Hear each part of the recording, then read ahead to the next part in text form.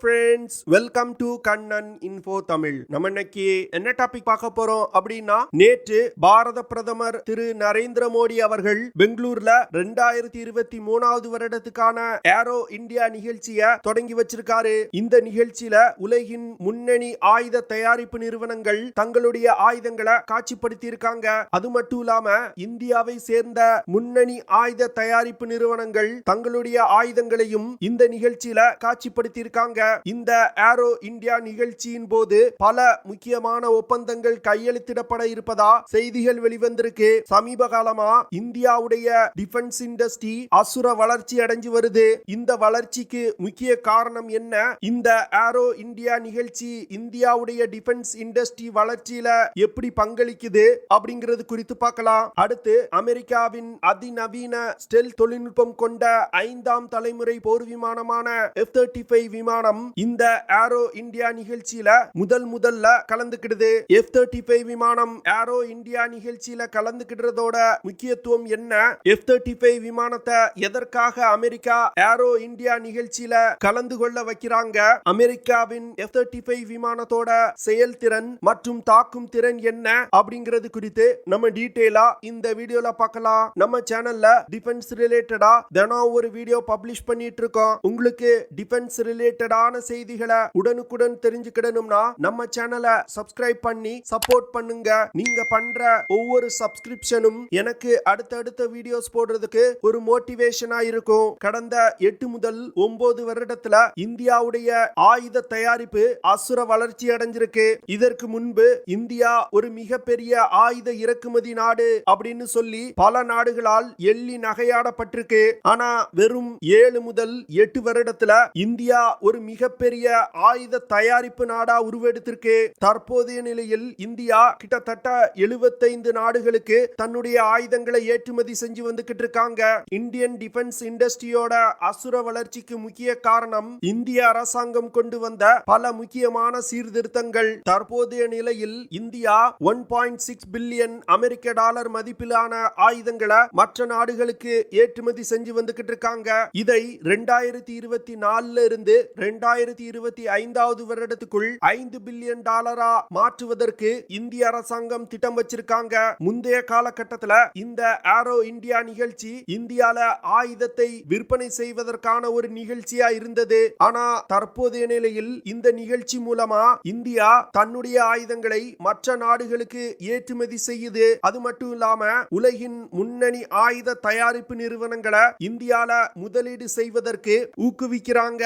2023வது வருடத்துக்கான aero India நிகழ்ச்சியில 100க்கும் மேற்பட்ட நாடுகளை சேர்ந்த 700க்கும் மேற்பட்ட ஆயுத தயாரிப்பு நிறுவனங்கள் கலந்துகிட்டு இருக்காங்க.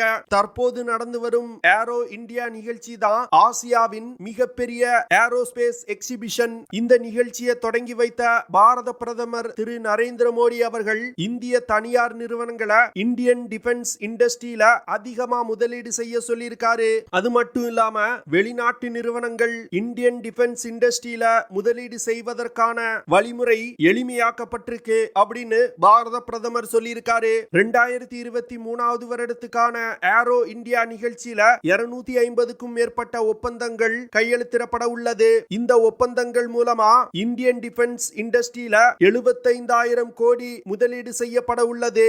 இந்த ஏரோ இந்தியா நிகழ்ச்சியை ஒரு பிளாட்ஃபார்மா பயன்படுத்திக்கிட்டு இந்திய ஆயுத தயாரிப்பு நிறுவனங்கள் LCA தேஜஸ் விமானம், HTT-40 டோனியர் விமானம், லைட் காம்பாக்ட் ஹெலிகாப்டர்கள், light utility helicopters, advance light helicopters போன்ற பல்வேறு விதமான ஆயுதங்களை ப்ரோமோட் செய்து வந்துகிட்டு இருக்காங்க.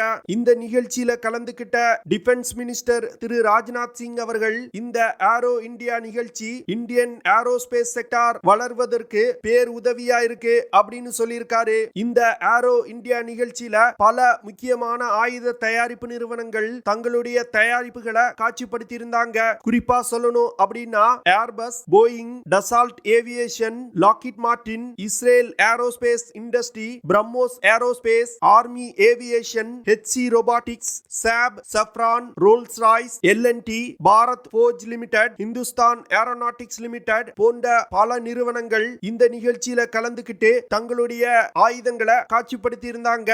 இந்த நிகழ்ச்சியில அமெரிக்கா தன்னுடைய அதிநவீன 5th generation fighter jet விமானமான F-35 விமானத்தை முதல் முறையா காட்சிப்படுத்தி இருக்காங்க. இந்த நிகழ்ச்சியில கலந்துக்கிறதுக்காக அமெரிக்கா 2 விதமான F-35 விமானத்தை கொண்டு வந்திருக்காங்க. அதாவது F-35A Lightning II மற்றும் F-35A Joint Strike Fighter அப்படிங்கிற 2 விமானங்கள் இந்தியாவிற்கு கொண்டு வரப்பட்டிருக்கு. அது மட்டும் இல்லாம அமெரிக்கா தன்னுடைய F-16 Falcon விமானம், கடற்படையில் பயன்படுத்தக்கூடிய FA-18E மற்றும் FA-18F சூப்பர் ஹார்னட் விமானங்களையும் இந்த ஏரோ இந்தியா நிகழ்ச்சியில காட்சிப்படுத்தி இருக்காங்க.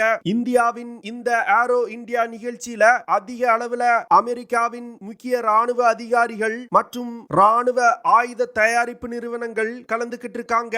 இது எதை குறிக்குது அப்படின்னா, சமீப காலமா இந்தியா மற்றும் அமெரிக்காவுக்கு இடையிலான ராணுவ உறவின் வளர்ச்சியை காட்டுது.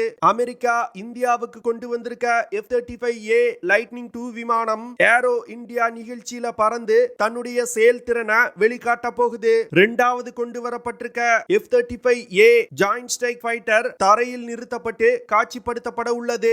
F-35 விமானம் ஏரோ இந்தியா நிகழ்ச்சியில கலந்துக்கிட்டதுனால F-35 விமானம் தான் ஏரோ இந்தியா நிகழ்ச்சியோட ஸ்டார் அட்ராக்ஷனா இருக்கு.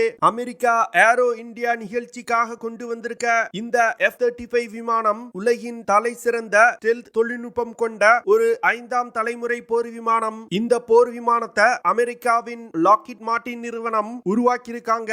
இதுவரைக்கும் 890 F-35 விமானங்கள் தயாரிக்கப்பட்டிருக்கு. இந்த F-35 விமானத்தை அமெரிக்க விமானப்படை தவிர United kingdom, Australia, Israel, Italy, Japan, Norway, Netherlands போன்ற பல நாடுகள் பயன்படுத்தி வந்துகிட்டு இருக்காங்க. தற்போதைய நிலையில் இந்த F-35 விமானம் தான் உலகின் தலை சிறந்த 5ஆம் தலைமுறை போர் விமானம். இந்த போர் விமானத்துல ஸ்டெல்த் தொழில்நுட்பம் இருக்கு. இதனால எந்த ஒரு அதிநவீன ஏர் டிஃபென்ஸ் சிஸ்டத்தாலும் இந்த விமானத்தை கண்டுபிடிக்க முடியாது. இதனால இந்த விமானத்தை பயன்படுத்தி எதிரிகளின் எல்லைக்குள் நீண்ட தூரம் ஊடுருவி சென்று தாக்குதல் நடத்த முடியும். F-35 விமானம் ஒரு சிங்கிள் இன்ஜின் கொண்ட விமானம். இந்த விமானம் 15.7 மீட்டர் நீளமும் 11 மீட்டர் விங் ஸ்பேனும் கொண்டது.